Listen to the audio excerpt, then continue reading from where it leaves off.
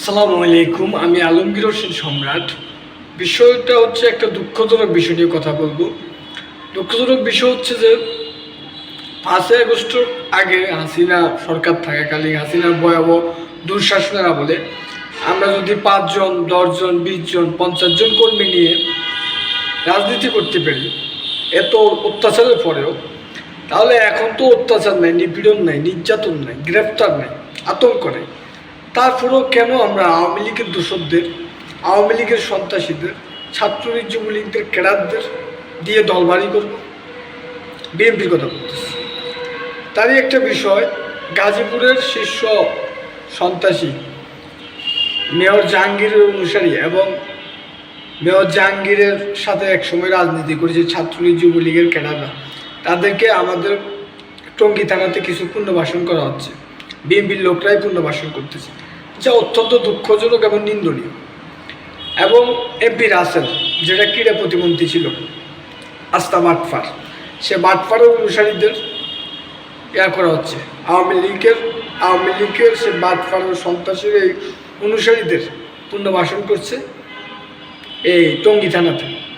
টঙ্গী থানা বিএনপি অঙ্গ সহযোগী সংগঠনের নেতৃবৃন্দের সাথে তারা রাজনীতি করতেছে, বুক ফুলিয়ে হাঁটতেছে। দুঃখ লাগে ভাই। এই দলটা করি খুব মন থেকে ভালোবাসি। এই দল করি, এই দলের মধ্যে এরকম কালফিট কিছু নেতার কারণে আওয়ামী দোসরদের, আওয়ামী সন্ত্রাসীদের, আওয়ামী গুন্ডাদের এখনো কিছুই করতে পারতেছে না। প্রশাসনকে নাকের ডোরা গুড়িয়ে তারা এই গুন্ডাদের শেল্টার দিচ্ছে। সেই গুন্ডারা আমাদের ইমরানের বাসা হামলা করছে, গাজীপুর মহানগর কৃষক দলের নেতা, তার বাসা হামলা করছে। তারপরে যাই, সেই গুন্ডারা এখনও যে প্রভাব দিয়ে চলে, কারণ তারা বিএনপি। এখন আওয়ামী শীর্ষ সন্ত্রাসী, আওয়ামী গুন্ডারা মানুষ হত্যা করেছে ছাত্র আন্দোলনে, তারা এখন কি বলবো, তারা এখন বিএনপি বড় নেতা। বিএনপি নেতার সাথে ঘুরে তারা এখন আমাদের সব বড় নেতা।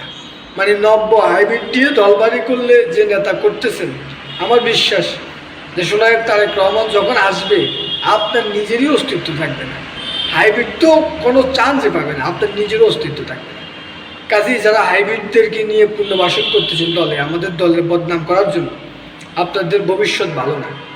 ইমরানের বাসা হামলার নিন্দা জানায় এবং এই মেয়র জাহাঙ্গীর এবং রাসেল এমপির যে অনুসারীদের এখানে আনা হচ্ছে, তাদের দ্রুত এই দল থেকে বের করে দিন, বহিষ্কার করুন।